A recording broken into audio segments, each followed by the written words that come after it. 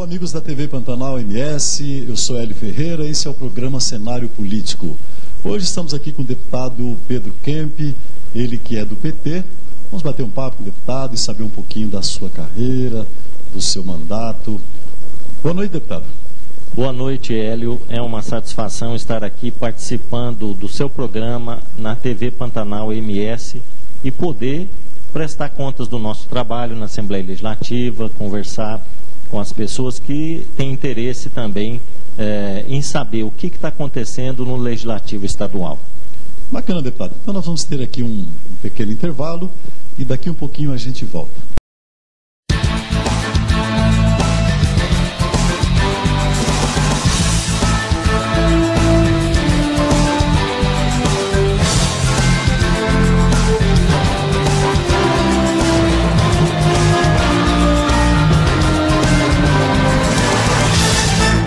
Oferecimento Versátil Camiseteria 3382-5597. União Indústria e Comércio de Plástico Limitada 3378-8800. Cantina Mato Grosso, agora em Dourados, o melhor chopp do estado. Gabi Lanches, Rua Colombo 1362 em Corumbá.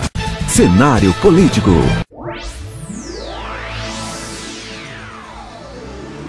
TV Pantanal MS. Uma nova emoção no ar.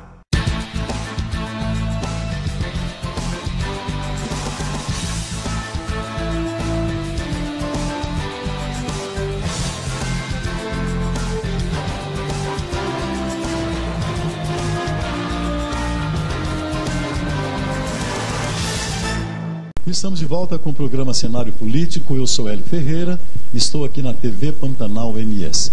Deputado Pedro Kemp, o senhor está com quantos mandatos já de deputado estadual, deputado? Eu fui reeleito agora para o 6º mandato como deputado estadual na Assembleia Legislativa. Importante lembrar que eu fui para a Assembleia Legislativa no meu primeiro mandato, já no final do mandato, porque eu fiquei na Secretaria de Educação do Estado. Na época era o governo do PT, do Zeca do PT.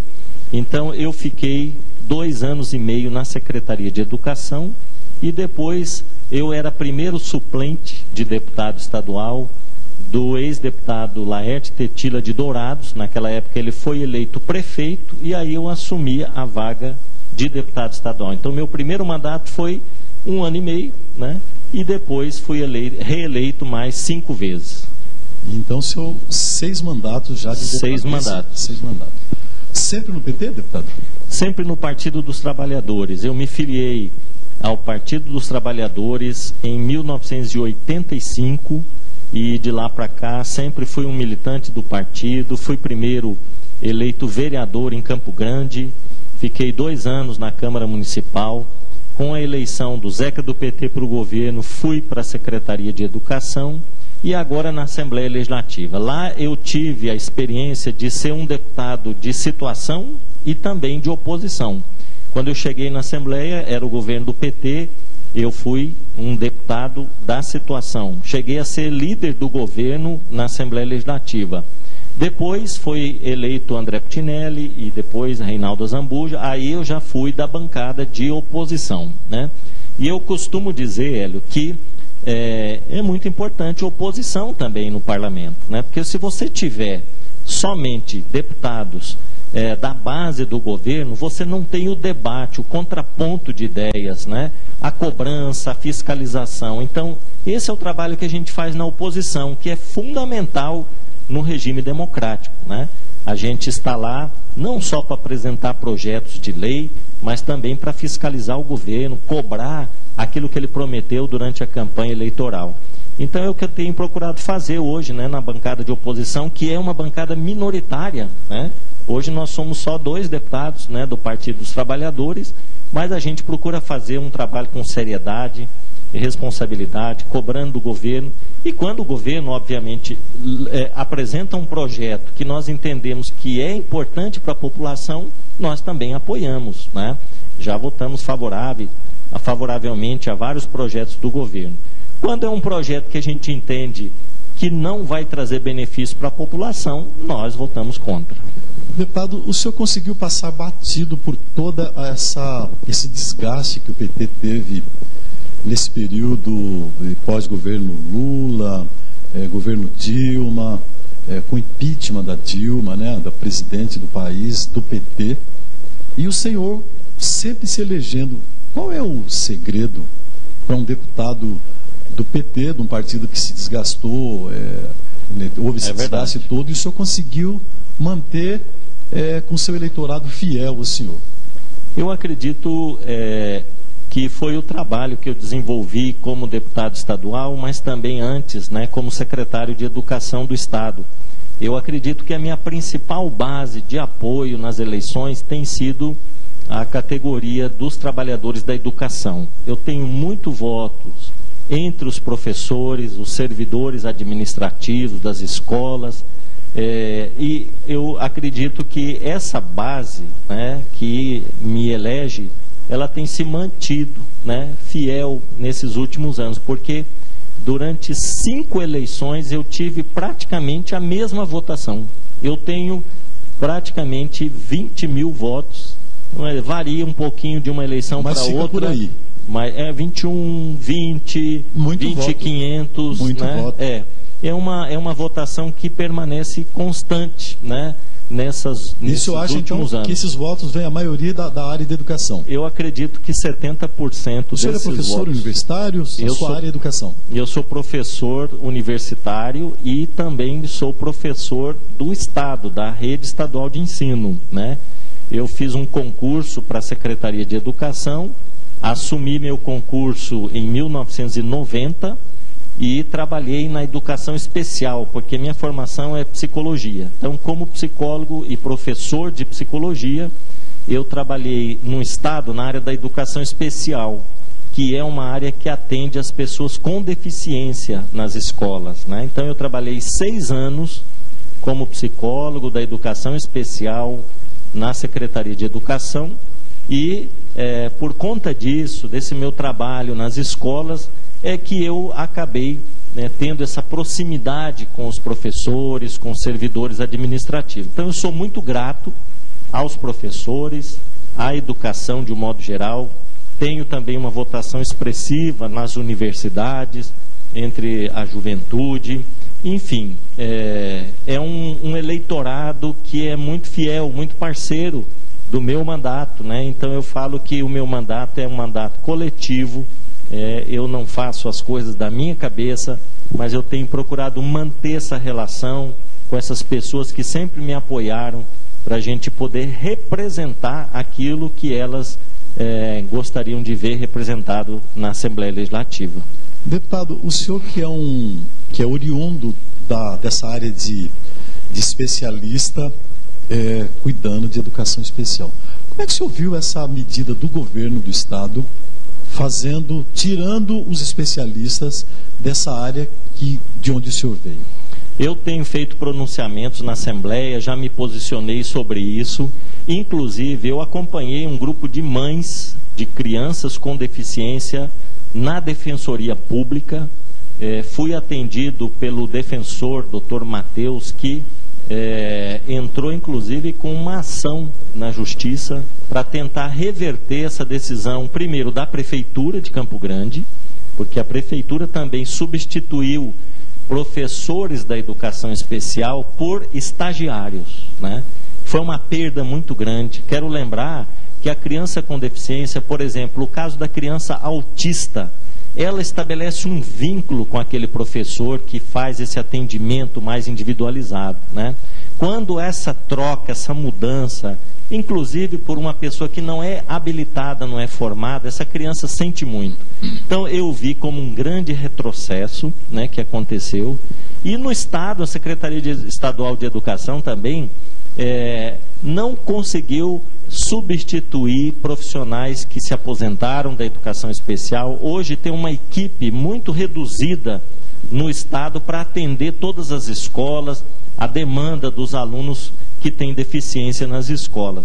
Então, eu acho, infelizmente, nós tivemos alguns retrocessos agora e é preciso que a gente obedeça a Constituição e a legislação da educação para garantir que as crianças com deficiência também tenham uma educação especializada para que elas possam aprender. Deputado, uma outra medida muito polêmica do governo do Estado, do governo Reinaldo Azambuja, foi aquela redução de salário dos professores convocados. Como é que o senhor se posicionou e como é que o senhor hoje ainda vê essa situação? Olha, eu nunca esperei passar por isso na Assembleia Legislativa. A gente votar um projeto de lei para reduzir salário de servidores públicos, né? Ainda mais na área da educação. Então, veja bem, eu votei contra, obviamente, né? Me pronunciei sobre isso, achei que foi uma medida desastrosa para a educação, né? E veja bem, Hélio, o que está acontecendo? Hoje, nós temos 8.000 professores concursados no Estado e 11.000 professores contratados. O governo... em 8.000 contratados, não é, então é 11.000. É 11.000, a maioria é contratado. E o governo do Estado, ele reduziu em 32% o salário dos professores contratados. Isso é constitucional? Existe uma ação na Justiça, né? O Sindicato dos Professores, a FETEMES, entrou com uma ação no Supremo Tribunal Federal para reverter essa situação. Porque, veja bem, hoje na escola você tem um professor efetivo ganhando um salário e um professor contratado ganhando 32% a menos. Fazendo o mesmo trabalho. O mesmo trabalho e tendo a mesma formação, a mesma habilitação. E a mesma formação, inclusive. Exatamente. Então, a meu ver, inconstitucional, porque você fere o princípio da isonomia salarial, né?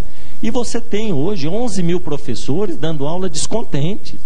Um professor que trabalha 40 horas semanais, ele teve a redução de R$1.000 no seu salário. Então, veja bem, o que significa isso para o orçamento de uma família. De uma hora para outra, você... É mais do que um salário mínimo. Exatamente, perder R$1.000 no seu salário. Eu achei, assim, uma medida extremamente ruim para a educação, porque isso tem reflexos, né, no trabalho que esses professores realizam. Agora, deputado, como é que o governador Reinaldo Azambuja, que gosta de pregar que ele paga o 5º melhor salário de professor no Brasil, e faz uma coisa dessa? Pois é, eu vejo que o Estado está enfrentando dificuldade financeira, nós acompanhamos isso, na Assembleia sabemos, o Brasil está em crise, uma crise econômica, né, já de algum tempo, e o Brasil não está conseguindo enfrentar essa crise, fazer o país voltar a crescer novamente, né? Isso reflete nos estados. Agora, o governo, ele tem que estabelecer quais são as suas prioridades. Ele precisa saber que educação, todo mundo fala isso na campanha eleitoral, educação e saúde, prioridade número 1, né? Aí, quando chega na hora de governar, né, precisa cortar gasto, precisa economizar. Onde que vai cortar? Na educação, que ele falou que era prioridade, né? Saúde, hoje nós sabemos que a saúde está enfrentando sérios problemas. O hospital regional aqui de Campo Grande, eu estive fazendo uma visita lá, porque eu sou membro da Comissão de Saúde também na Assembleia, fui lá ver em loco o que está acontecendo. Visitei a farmácia do hospital regional e só tinha um tipo de antibiótico. Como é que pode uma coisa dessa? Que é um antibiótico potente, né, que eles estão usando para tudo, para dor de garganta, para a bactéria mais agressiva que existe é aquele único antibiótico. Logo antibiótico que dá problema. Dá problema. Então, até o médico falou para mim, que me atendeu, ele falou, a gente está usando um canhão enorme, às vezes para matar uma formiguinha. Então, isso é ruim, porque você sabe que uma bactéria, ela cria resistência se você usar um antibiótico desse, né? Então, está enfrentando dificuldade, está faltando medicamentos básicos, faltando curativo, etc. E aí nós precisamos saber o que é prioridade. O que é prioridade no governo? Reduzir salário de professores, eu achei um absurdo tremendo, um grande retrocesso que nós tivemos esse ano. Agora eu fico pensando, deputado, eu concordo plenamente com o senhor que um governo, um gestor, ele deve eleger prioridades. o Estado está quebrado, a gente sabe que está quebrado, assim como o Rio de Janeiro, assim como Minas Gerais, assim como um monte de Estado. Bom, mas não era isso que o governo do Estado estava pregando na campanha dele ao governo do Estado. A gente viu, a gente acompanhou, a gente acompanhou debates, e não era isso que ele estava dizendo. Dizendo que ele arrumou as coisas, que o Estado estava muito bem, que ele fez tudo, fez a lição de casa, acompanhou na campanha, e agora a gente vê, inclusive a nível nacional, eu vi essa semana, eu vi ontem, que Mato Grosso do Sul está entre aqueles estados com problema, estado quebrado. Sim. E aí, o senhor está dizendo que ele, elegendo prioridades, tirou da educação, é um absurdo, a saúde do Estado, a gente vê que está com problema, tem problema na Santa Casa, tem problema no Hospital do Trauma, que até hoje não está funcionando, tem problema no Hospital Regional, o senhor mesmo está dizendo uma coisa que a gente já estava sabendo que estava faltando tudo lá. Bom, aí, onde é que está indo então o dinheiro do Estado? Porque o Estado tem arrecadação. Então, será que tem muito nomeado? Será que não teria que diminuir nomeado? Será que não teria que diminuir, então, um pouco do salário das pessoas que são nomeadas de secretários e tal e coisa? Pois é, e aí? Hélio, eu respondo a sua pergunta justamente fazendo uma outra pergunta. Por que o governo do Estado, ao invés de reduzir o salário dos professores, ele não reduz o número de cargos comissionados no Estado? Que são mais de 27 mil. Outra coisa, nós tivemos, que o projeto passou na Assembleia Legislativa, nós tivemos projeto de lei lá que aumentou o valor de salários dos secretários e dos cargos comissionados. Pois é, e aí, como é que fica um negócio desse? Essa é uma situação que poderia ser revista, por isso que eu falo do estabelecimento de prioridade. Se educação é prioridade, não poderia ter acontecido o que aconteceu. Agora, em outras áreas dá para mexer? Tem que mexer, né, se o Estado está com dificuldade financeira. Então, são essas questões que nós, como oposição, temos colocado no debate, e agora tem projeto de lei polêmico lá na Assembleia tramitando, que a gente vai ter que discutir muito bem antes de votar. Muito bem, a gente vai ter um pequeno intervalo e daqui um pouquinho a gente volta com o programa Cenário Político.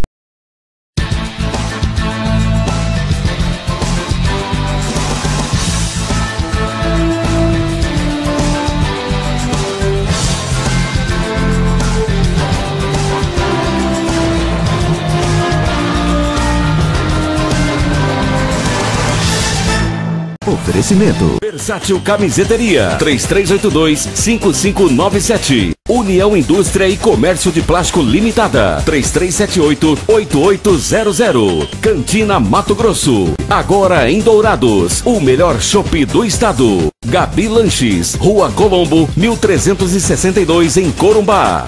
Cenário Político.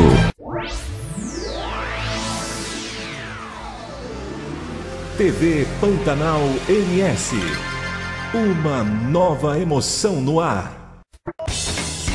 A emoção do futebol está aqui. Oferecimento Versátil Camiseteria 3382-5597. União Indústria e Comércio de Plástico Limitada 3378-8800. RG Engenharia, Rua José Maria Hugo Rodrigues, 54, Jardim Umuarama, 3341-4010. JV Tubos e Conexões, saída para Três Lagoas, entrada para sua casa. Cantina Mato Grosso, agora em Dourados, o melhor chopp do estado. Gabi Lanches, Rua Colombo, 1362 em Corumbá. Galpão Restaurante, o melhor cardápio da Cidade Branca, 13 de junho, 797. Cantina da Lu, aberto das 18h30 até as 23 horas. Rua Gumercindo Pereira, número 180, Maria Pedrocian. Cimento e ferro e madeira para caixaria mais barato. Avenida Marechal Floriano, 785, Vila Bandeirantes, em Campo Grande. Telefone 3331-6505. Venha saborear o almoço no restaurante do Cido. Cido e Companhia, o prazer de comer bem. Lava Jato Gaivota Azul, o salão de beleza do seu carro. Rua Dolor de Andrade, próximo ao Comper São Francisco. Hotel e Restaurante Vencedor, o seu lar em Rio Brilhante. Telefone 67 3452 8624.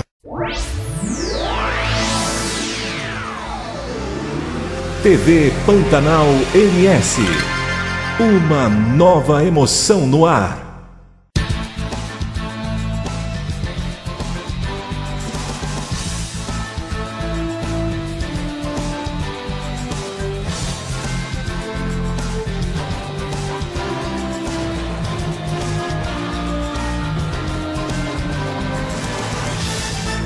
Estamos de volta com o programa Cenário Político. Eu sou Hélio Ferreira e estou aqui na TV Pantanal MS. Hoje aqui comigo, aqui com a gente, o deputado estadual Pedro Kemp, do PT. Deputado, agora há pouco no bloco passado a gente falou, o senhor disse que tem projeto já tramitando na Assembleia, projeto já complicado. Esse projeto de aumento de imposto que o governo está propondo aí, o que o senhor tem a dizer sobre ele? Exatamente, Hélio. Nós estamos agora chegando ao final do ano e, infelizmente, recebemos um pacote, né, na Assembleia Legislativa com vários projetos. Tem alguns projetos que são até simpáticos, né, poderíamos dizer assim, razoáveis, como, por exemplo, esse da nota premiada, né? O governo vai lançar que já agora... houve numa época, o governo, não sei se foi do Zeca que tinha, não era? Em outros governos... Não me lembro. Isso uma vez, né? Em outros estados já existe, né? A nota premiada, você vai fazer uma compra no comércio, coloca o seu CPF lá na nota fiscal, né? Tem benefícios. Depois isso é sorteado, a pessoa pode ganhar um prêmio, bacana, valor em isso dinheiro. É uma coisa propositiva. Muito bom. Aí o governo lança um projeto desse e fala, opa, coisa boa, mas junto vem o pacote de maldade notícia no meio. O pacote de maldade, né? Então ali tem aumento de impostos, né? Nós vamos ter um aumento no chamado Fundersul, que é um fundo voltado para a manutenção das estradas do estado, e nesse projeto há aumento do valor pago do Fundersul, que é no preço na carne, na soja, no milho, tudo isso da produção agrícola, né? do estado. Mas também tem Fundersul no combustível. Eu não sei se o consumidor que está me ouvindo sabia, mas você também paga a Fundersul quando abastece o seu carro, né? Então vai ter um aumento. Um percentual é destinado também para o dos combustíveis, Agora, além disso, o governo do estado está aumentando o ICMS da gasolina. Ele está diminuindo o ICMS do álcool e está aumentando da gasolina. E a alegação dele é o seguinte: nós queremos incentivar o povo a consumir mais álcool. Mas o povo consome mais gasolina. Mais gasolina. Maciçamente. Inclusive, eu estive vendo lá, o consumo de gasolina é 70%, mais claro, até. Todo mundo sabe disso. Não é? Então, o governo fala, não, baixando o do álcool, as pessoas vão começar a abastecer com álcool. Mas você faz a conta se compensa realmente, né? Não vai compensar. Então a população vai continuar abastecendo com gasolina. Isso vai pagar mais caro. Vai pagar mais caro, né? Está havendo um aumento de 5%, né, no Isso vai ICMS. tirar o estado da quebradeira? Essa é a pergunta. Com o ônus da população. Não sei se vai resolver a situação financeira do estado, porque pode dar um alívio com esse aumento de alguns impostos, né? Mas o governo do estado, ele tinha uma expectativa de receber recurso do governo federal agora, com esse leilão do pré-sal. O que aconteceu com o leilão? Não deu o dinheiro que esperavam. Não deu. Né? E é assim que a coisa funciona. Na verdade, foi um fiasco esse leilão, né? O governo fez aquela propaganda no mundo inteiro, venham participar do leilão, e o povo não veio. Mas não deu o que era para dar. Exatamente. Então, as prefeituras, o governo do estado estavam assim, aguardando um recurso extra para ajudar a pagar o 13º salário, para entrar o ano que vem fazendo alguns investimentos, né? Infelizmente isso não vai acontecer. E aí, quem vai pagar a conta mais uma vez vai ser a população. O consumidor, mas, deputado, população. Deputado, a gente fica vendo o Brasil nessa situação de crise. Porque quando o Brasil se fala que o Brasil está em crise, a gente fala que a população está em crise. Porque não tem giro de negócio, tem um desemprego altíssimo ainda. A gente está vendo a população abaixo da linha de pobreza aumentou muito. Aí um governador fala em aumentar imposto. Não é uma coisa meio complicada, no momento desse, ele tentar resolver o problema com o ônus da população? Eu tenho uma avaliação, Hélio, que essas medidas que estão sendo adotadas, tanto pelo governo do estado quanto pelo governo federal, elas são medidas recessivas. elas não vão tirar o país da crise em que se encontra, porque veja bem a bola de neve que acontece. O governo, ele não dá reajuste salarial. Salário mínimo não vai mais subir acima da inflação. Quer dizer, tem um arroxo aí. Depois, tem desemprego, muita gente desempregada, né? Depois, aumento de impostos. Quer dizer, isso tudo paralisa o comércio. As pessoas já não têm salário. O pouco dinheiro que tem vai comprar, o imposto está aumentando. Quer dizer, com isso, você tem uma paralisia na economia, né? Nós, inclusive, do Partido dos Trabalhadores, nós defendemos uma outra política, não essa política do Estado mínimo, né, de corte daqui, corte dali. Nós entendemos que o Estado, ele tem que ser o indutor do desenvolvimento, indutor do crescimento econômico. Exatamente. Se o Estado não fizer isso, né, e ficar esperando que empresas privadas façam investimento, né, não vai acontecer, né? O que aconteceu na era do governo Lula? Ele fez o PAC, Programa de Aceleração do Crescimento. O que era o PAC? O governo federal investia em saneamento, casas populares, investia em infraestrutura. Isso gera emprego. Quando as pessoas começam a ter emprego, elas começam a ir para o comércio, comprar e consumir, né? Está girando renda, né? Está girando dinheiro. Exatamente, movimenta a economia. Agora, o governo só fala em corte, corte, corte. Quer dizer, a meu ver, uma política equivocada e uma política recessiva. Deputado, eu queria ouvir sua opinião sobre essas medidas que estão sendo implementadas agora pelo Bolsonaro em relação aos municípios.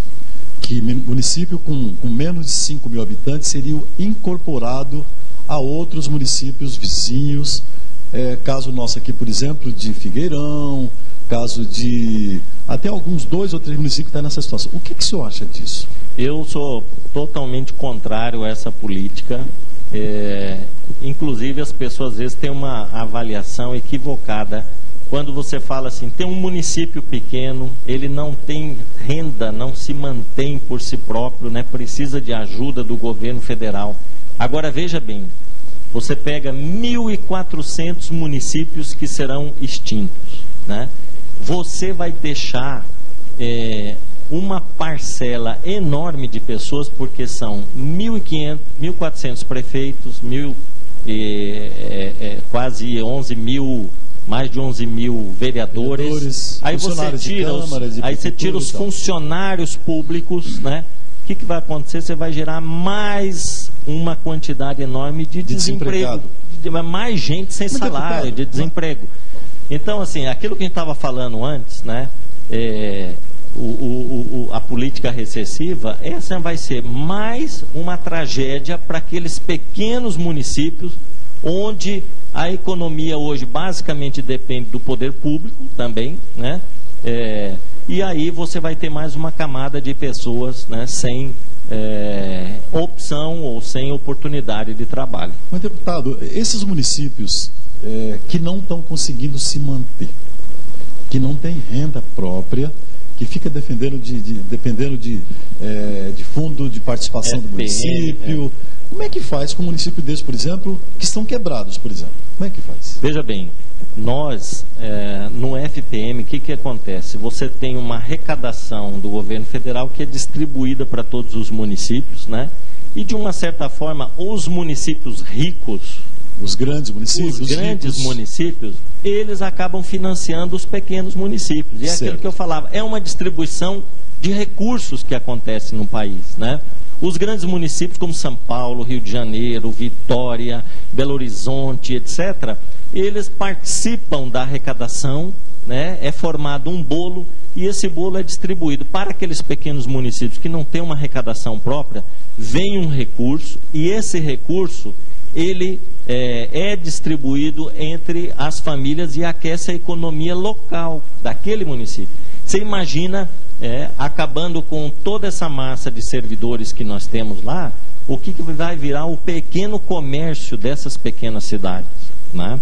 E uma série de serviços que são prestados. Você acha que vai piorar a situação da cidade? Eu acho que vai piorar muito para isso, porque eles vão passar a ser distritos de municípios vizinhos. Igual é, por exemplo, em Anduí, Exatamente. Rochedinho aqui. Só que você vai pegar um município, por exemplo, Taquarussu. Qual que é o município mais perto ali? Nova Andradina. Nova Andradina vai ter que sustentar Taquarussu. Não é mais... Porque a arrecadação toda vai para Nova Andradina. Vai para Nova Andradina. O que nesse projeto eu não vi direito, e o que vai se fazer com o prefeito e com os vereadores desses lugares? Se esse projeto for aprovado, esses municípios já não teriam mais eleição o ano que vem. Vai terminar então o mandato? Termina o mandato e aí não tem mais prefeito nem vereador na cidade. É dessa forma que está se propondo. Eu acho que dificilmente essa proposta vai ser aprovada no Congresso Nacional. É difícil, né? Primeiro já vão ter 1.500 cidades contra, né? Imagina, quem mora num pequeno município desse, se vai aceitar voltar a viver num distrito, que vai depender de um outro município, e a gente sabe como é que funcionam as coisas dessa forma, né? Deputado, o que o senhor acha dessa lei que está sendo aprovada, que está sendo votada no STF, o entendimento, né? Na verdade, o entendimento da prisão em segunda instância. O que o senhor acha? O senhor acha que se prender em segunda instância é certo? Ou o senhor acha que deve ser esgotado todos os recursos e transitado em julgado para que alguém possa ser preso? Eu defendo a nossa Constituição Federal, né? A Constituição brasileira, ela é clara. Ela não deixa nenhuma dúvida sobre isso. A Constituição brasileira diz que nenhum cidadão brasileiro pode ser considerado culpado antes de tramitar em julgado o seu processo. O que quer dizer isso? Enquanto tiver ainda recurso, você não pode ser considerado culpado. Você só pode ser considerado culpado e preso, portanto, depois de esgotado todos os recursos na justiça, né? Então, eu sou pelo cumprimento da Constituição. Veja bem, o que aconteceu no Brasil? O Supremo Tribunal Federal, ele votou a possibilidade daquele condenado em segunda instância já começar a cumprir a pena. Essa votação, para mim, ela teve um componente político. Nós estávamos vivendo um período conturbado no Brasil, de crise política, e aí é preciso dizer, eu como membro do PT, né, que muita coisa foi encomendada para o PT. O senhor acha que isso aí foi para prender o Lula, o senhor acha? Eu não tenho dúvida. No Brasil nós tivemos, na verdade, uma articulação de membros do Judiciário, do Ministério Público, da Polícia Federal. Uma espécie de um complô ali, então, complô para não deixar o Lula voltar a ser presidente. Exatamente, né? O ex-presidente Lula, ele foi condenado sem provas. E o Intercept, né, este site que está divulgando a Vaza Jato, né, ele deixou bastante claro para nós que houve uma articulação. O ministro Sérgio Moro com o procurador Dallagnol, da Lava Jato, eles se juntaram para condenar o Lula. Condenar não com base em provas, mas em evidências, aquilo que eles falavam, convicções, né? Como que você pode condenar uma pessoa desse jeito, né? Nunca, às vezes a gente ouve muito falar, o Lula é um ladrão, tal. Nunca ninguém conseguiu provar uma conta bancária do Lula no exterior, uma mala de dinheiro num apartamento lá em Caixa. Nunca pegaram isso do Lula. E ele foi condenado como o maior ladrão do universo, né? nem do Brasil, do universo, né? Então, eu acho o seguinte: prisão em segunda instância, né? O Lula agora ficou 1 ano e meio preso. E se ele for considerado agora inocente pelo Supremo Tribunal Federal, quem é que vai devolver esse 1 ano e meio que ele ficou na prisão para ele? Volta atrás isso? Já foi. Não Perdeu volta, 1 ano e meio da sua vida. Mais. Não volta. Então, por isso que eu defendo a Constituição. Prisão depois de esgotar todos os recursos. Aí falam assim, não, mas tem gente que protela, que empurra, e o processo fica 10 anos na justiça, né? Essa justificativa. Essa. Agora, esse é um outro problema, da morosidade do judiciário. Então tem que resolver esse problema. Agora, não colocar na prisão as pessoas antes delas esgotarem, né, as possibilidades de defesa que elas têm. Você não acha, por exemplo, que eu vi bastante debate sobre essa questão pró e contra. Você não acha, por exemplo, que o cidadão o cidadão comum, a população, a maioria da população brasileira, que não tem acesso a um bom advogado, que não tem acesso a um julgamento justo, com essa questão de indefinidamente recorrer, não vai ser prejudicado? Olha, eu acredito que o Estado, inclusive, ele deve dar garantias para que todos os cidadãos possam ter acesso à justiça e ter oportunidade de se defender. De que forma, deputado? Aquele que não tem condições de contratar um advogado, ele precisa ter por parte do Estado a Defensoria Pública do Estado e da União. Tem. O senhor sabe que tem, mas é complicado também, né? A nossa Defensoria Pública do Mato Grosso do Sul, ela é muito eficiente. Ela tem sido elogiada no Brasil inteiro, inclusive, né? Então, eu acredito que é preciso garantir a todo cidadão esse acesso da justiça. Agora, a gente não pode rasgar a Constituição, a gente não pode atropelar as leis no país. Isso tem acontecido depois da Lava Jato para cá, todo dia, rasgando a Constituição, né? Muita coisa foi feita de forma midiática, para desgastar politicamente, né? A meu ver, o atual presidente da República foi eleito em função dessa articulação que houve para transformar o judiciário num palco, né, de disputa política. Muito bem, vamos ter aí um pequeno intervalo e daqui um pouquinho a gente volta com o programa Cenário Político.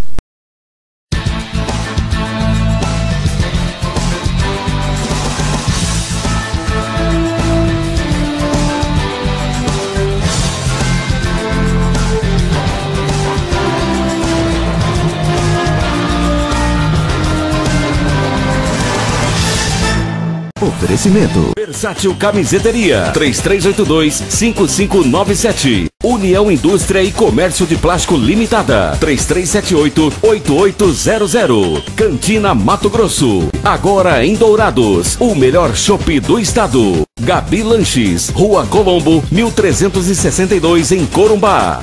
Cenário Político.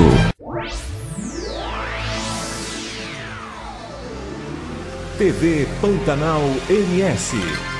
Uma nova emoção no ar. A emoção do futebol está aqui. Oferecimento Versátil Camiseteria 3382-5597 União Indústria e Comércio de Plástico Limitada 3378-8800 RG Engenharia, Rua José Maria Hugo Rodrigues, 54 Jardim Umuarama, 3341-4010. JV Tubos e Conexões, saída para Três Lagoas, entrada para sua casa. Cantina Mato Grosso, agora em Dourados, o melhor chopp do estado. Gabi Lanches, Rua Colombo, 1362 em Corumbá. Galpão Restaurante, o melhor cardápio da Cidade Branca, 13 de junho, 797. Cantina da Lu, aberto das 18h30 até as 23 horas. Rua Gumercindo Pereira, número 180, Maria Pedrocian. Cimento e ferro e madeira para caixaria mais barato. Avenida Marechal Floriano, 785, Vila Bandeirantes, em Campo Grande. Telefone 3331-6505. Venha saborear o almoço no restaurante do Cido. Cido e Companhia, o prazer de comer bem. Lava Jato Gaivota Azul, o salão de beleza do seu carro. Rua Dolor de Andrade, próximo ao Comper São Francisco. Hotel e Restaurante Vencedor, o seu lar em Rio Brilhante. Telefone 67 3452 8624.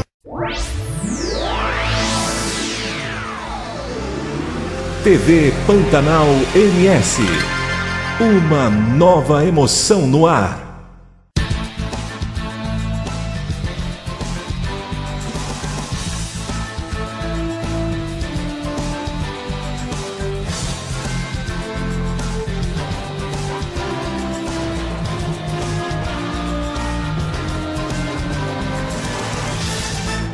Estamos de volta com o programa Cenário Político. Eu sou Hélio Ferreira, estou aqui na TV Pantanal MS.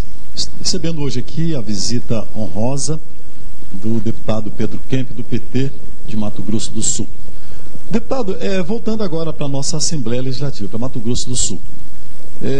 Tem uma CPI sendo criada na Assembleia para fiscalizar os atos da Energisa.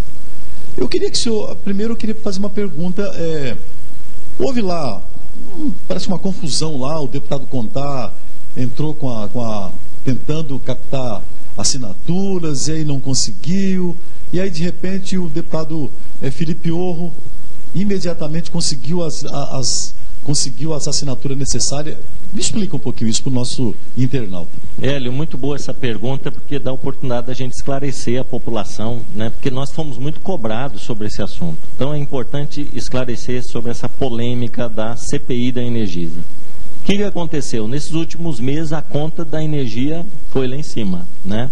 Inexplicavelmente, né? De uma forma absurda. Eu mesmo na minha casa levei um susto quando peguei a última conta, né? Então isso foi de uma hora geral, as pessoas começaram a ligar, a reclamar, e aí o deputado do PSL chega na Assembleia e propõe uma CPI, né, para investigar isso. Infelizmente, não sei se é porque ele é do primeiro mandato ainda, está começando agora. Estão chamando ele até de deputado recruta, né? Estão falando aí na mídia. Né? Ele fez um requerimento que não atende à legislação, né? Por quê? Para você abrir uma CPI, isso aí está na legislação. Você precisa... regimental. Você precisa apresentar um fato determinado para ser investigado. Você não pode fazer uma CPI assim, ó.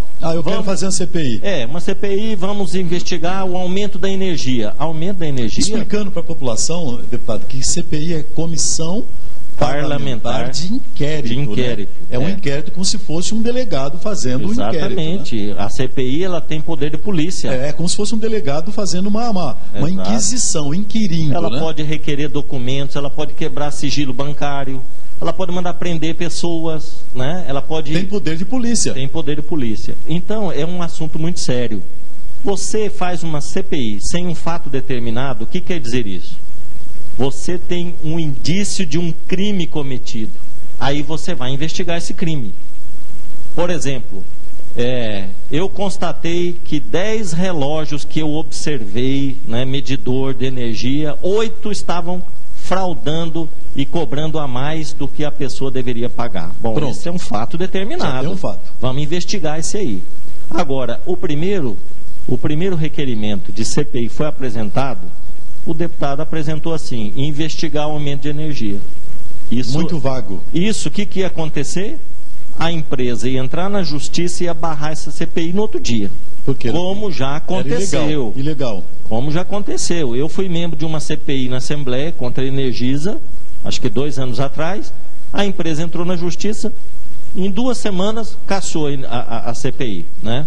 Agora, o deputado apresentou o requerimento, não conseguiu 8 assinaturas, no mínimo, para Mas ele foi alertado disso que o senhor está falando? Foi. Eu fui um dos primeiros deputados que ele procurou para assinar o requerimento. E eu olhei, li, falei, deputado, não dá para assinar, porque aqui não tem um fato determinado, o embasamento, não dá para fazer, né? Me recusei. Aí o que aconteceu? Fizeram uma campanha na mídia para a população nos pressionar. Eu recebi muitas mensagens, deputado, por que o senhor não assinou? Aquele deputado federal, Loécio Trutti, foi lá na frente da Assembleia, gravou, chamou os deputados de bunda mole, né? Um negócio desse assim, né? Exatamente. Eu acho que não é por aí. Sabe por quê? Isso aí dá ibope. Porque hoje você xingar político dá ibope. Isso é tudo que a população quer, né? As pessoas adoram isso, né? Agora a gente tem que fazer política... Que não é prático, né? Tem que fazer política com seriedade. Eu não gosto de demagogia na política, sabe? Tem que fazer política com seriedade, explicar para a população o que está acontecendo, né? Agora, o que aconteceu depois disso? Nós já estávamos estudando, um grupo de deputados, a minha assessoria sentou com a assessoria do deputado Felipe Orro. Nós levantamos algumas situações que são indício de irregularidade na cobrança da energia. Vocês já sabiam do problema, já sentiram o problema e sabiam que precisava ser feito alguma coisa. A gente estava fundamentando, buscando documento, nós precisamos de um laudo do Inmetro para falar se aquele relógio está fraudado ou não. E aí nós fizemos um outro requerimento de uma CPI fundamentado, atendendo a legislação, e isso foi protocolado ontem na Assembleia. Detalhe, com 23 assinaturas. Porque aí os deputados sentiram a necessidade e que a coisa estava correta. Claro, estava correta. Então e por agora... que o deputado Contar ficou fora? Agora ele assinou. Só quem não assinou foi o presidente da casa, porque ele não pode assinar, porque o pedido de CPI vai para a mão dele. Ele vai instalar a CPI com base na legislação. O presidente é que analisa. O requerimento atende a legislação, instala a CPI. Por isso que ele não assinou. A Assembleia assinou, então. Todos os deputados assinaram. Muito bom. Né? Muito bom. Então, vamos fazer um trabalho, vamos abrir a CPI, vamos investigar. E se a Energisa estiver cobrando a mais, nós vamos fazer como aquela primeira CPI, era a Enersul ainda, lá atrás, que apurou que a Enersul cobrou valores indevidos, ela teve que devolver para a população. E vocês vão fazer isso agora, deputado? Nós vamos fazer. A população pode esperar isso da Assembleia de Pode esperar, nós vamos fazer um trabalho sério, dedicado, e nós vamos, então, se chegar à conclusão que a empresa cobrou valores a mais, nós vamos fazer ela devolver, como aconteceu na primeira CPI da Enersul, lá atrás, que ela teve que devolver 90 milhões de reais que foi devolvido nas contas de energia dos consumidores. Agora, deputado, eu fico pensando, como é que uma concessionária de serviço essencial, que é a energia, a água e energia, hoje ninguém vive mais sem energia. Sim. Nós, por exemplo, estamos aqui num estúdio com iluminação, gravando um programa, sem energia era impossível. Então, hoje a energia está incorporada à vida do cidadão urbano e também da área rural. Hoje, se a gente andar pelas fazendas, aqui de Mato Grosso do Sul, pelo Brasil, porque depois do programa Luz para Todos, né? É um programa assim, vindo lá do governo do PT, do Lula e tal. Tem um alcance social muito grande. Fantástico. Então a gente sabe que a energia é hoje essencial à vida das pessoas. Como é que uma concessionária faz o que quer e vai fazendo e espera que as pessoas comecem a meter a boca no trombone para que alguma coisa... Não existe uma corregedoria na Assembleia, já que a Energisa é do Estado, concessão, para fiscalizar essa concessionária, deputado? Olha, na verdade, a Assembleia Legislativa ela tem essa prerrogativa de fiscalizar permanentemente. Permanentemente. Toda vez que chega uma denúncia na Assembleia Legislativa, nós temos procurado averiguar. No começo deste ano, não sei se as pessoas se lembram, mas nós tínhamos acabado de tomar posse como deputados estaduais. Eu apresentei um requerimento para convocar os diretores da Energisa na Assembleia Legislativa. Nós fizemos uma audiência pública, porque lá no começo do ano tinha a mesma reclamação. As contas de energia foram lá para cima, né? A Energisa esteve lá, nós fizemos uma série de questionamentos, não ficamos totalmente esclarecidos com as explicações da Energisa. E o que nós fizemos? Nós fizemos um requerimento para a ANEEL, é a Agência Nacional de Energia Elétrica, né? É essa agência que tem vamos dizer, a prerrogativa de fiscalizar essas concessionárias de energia. Então, a ANEEL também fez o seu trabalho e constatou que, naquele momento, não achou nenhuma irregularidade, né? A explicação da Energisa é que esse período de forte calor há um aumento considerável do consumo de energia, né? Agora nós precisamos ver, deputado, se esse aumento tem que ser tudo isso mesmo ou se... Mas, deputado, vamos lá. Exagerado. Partindo desse princípio aí, eu já entrevistei na época um gerente comercial da Energisa, e eu fiz essa pergunta para ele e ele me respondeu isso que o senhor está dizendo. Agora vamos pensar o seguinte, partindo de mercado, tá? Energia é um produto de consumo, que você consome. Sim. Normalmente, quando há um consumo maior, normalmente no mercado, quando você vende mais, você tem condições de baixar preço. É assim que funciona. Uhum. É só olhar os computadores, fazendo uma comparação com produtos de mercado. Agora, como é que a Energisa pode justificar que ao você ligar seu ar-condicionado, ligar seu ventilador mais, você vai consumir mais, vai pagar mais porque você consumiu? Eles aumentem o preço do produto se eles estão vendendo mais. Ou, outro caso, não há aumento do consumidor, ele não ligou mais o ar-condicionado e mesmo assim aumentou. Aí eles dizem, mas é porque as pessoas estão consumindo mais. Mas há casos de gente que não está ligando o ventilador, não está ligando o ar-condicionado, está passando calor e está pagando mais. Essa questão da cobrança da energia, ela é bastante complexa, viu, Hélio? A planilha que forma o custo ali, ela né? é Forma bastante o preço, complexa. né? Eu vou colocar algumas coisas aqui, mas eu queria dizer para você que uma das questões que fundamentaram a apresentação do nosso requerimento agora para a CPI da energia foi justamente alguns casos de pessoas pontuais mesmo, pontuais, de gente que tinha a casa fechada durante o mês e a conta de energia dela foi lá em cima. Nós tivemos um caso de um fazendeiro... Comprovado isso. Comprovado. Pelo Inmetro. Pelo Inmetro. Nós tivemos um caso de um fazendeiro que a fazenda dele não tem máquina, não está produzindo, está parada e a conta dele também triplicou. Pois é. Né? Então, esses casos, inclusive, nós colocamos no requerimento agora da CPI para ser averiguado. Né? Agora, o que eu queria dizer é o seguinte... Olha como que é complicado. Eu não tinha todo esse conhecimento antes, mas a conta da energia, ela é um cálculo bastante complexo. Primeiro porque tem a geração de energia, o custo da geração da energia. Isso aí é lá em Brasília que resolve. Tem o custo da distribuição, ou melhor, da transmissão, que é lá do gerador que vem para os estados, né? Tem essa transmissão, e depois tem da distribuição. Que é daqui do consumidor. A Energisa faz só a distribuição, que é uma terça parte do processo. Né? As outras duas partes, transmissão e geração, Eletrobras, e a gente não tem controle muito bem sobre isso. Né? Mas tudo está no cálculo da conta da energia que vai chegar aqui para nós. Outra coisa importante que o consumidor precisa saber. Se você consumir de 0 até 50 kW, você está isento de ICMS. Você não paga ICMS, não tem imposto, certo? 0 a 50, até 50 kW. Até 50. Se você gastar 51, já paga. Já vai pagar ICMS. Se você gastar 150 kW, já aumenta o ICMS. É uma escala. É uma escala.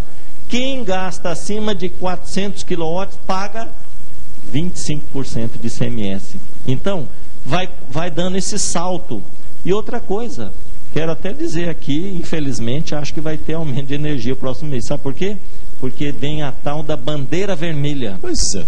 Que é a questão da seca, dos reservatórios, usa energia de termoelétrica. Então é tudo isso que é uma situação muito complexa. Só lasca nós, o consumidor. O consumidor final lá que não está sabendo nada disso, que acaba pagando a história na mão dele. Deputado, a gente está terminando o nosso programa, mas antes eu quero fazer uma pergunta rapidamente, dizendo o seguinte: o PT, em 2020, tem candidato a prefeito em Campo Grande? A decisão do nosso partido, nós fizemos recentemente um encontro do nosso partido, é de lançar candidato, sim, em Campo Grande e nas principais cidades do estado. Né? O partido já teve 14 prefeitos aqui, e hoje nós não temos nenhum prefeito. Nós queremos voltar a administrar as prefeituras e eleger uma grande bancada de vereadores, né? E eu acredito que o PT em Campo Grande vai ter candidato próprio, sim, nas eleições. Bacana, então estamos chegando ao final do programa Cenário Político de hoje, com o deputado Pedro Kemp. Deputado, obrigado aqui pela sua presença, obrigado a Jaque, que sua assessora ali que está ali atrás tirando foto. Exato. Que está sempre me atendendo, volta e meia eu dou bronca nela. Giovanni, nosso fotógrafo. Giovanni também. Que atendeu a gente, está sempre atendendo a gente. Muito obrigado a vocês, obrigado ao senhor também. Eu sei que o senhor tem uma correria danada aí. Eu fiquei muito feliz do seu convite. Você é uma pessoa muito simpática, perguntas importantes para a gente esclarecer para a nossa população. Quero agradecer também ao senhor Valdinei, que é o diretor executivo, né, da TV Pantanal MS. E eu fiquei muito grato, né, de poder estar aqui prestando contas do nosso trabalho. Muito bom. Eu quero mandar um grande abraço para você que esteve com a gente até agora e te convidar para a segunda-feira que vem estar com a gente de novo, às 8 horas da noite, às 20 horas, aqui na TV Pantanal MS, com o programa Cenário Político. Um grande abraço, fiquem com Deus e até a semana que vem, se Deus quiser.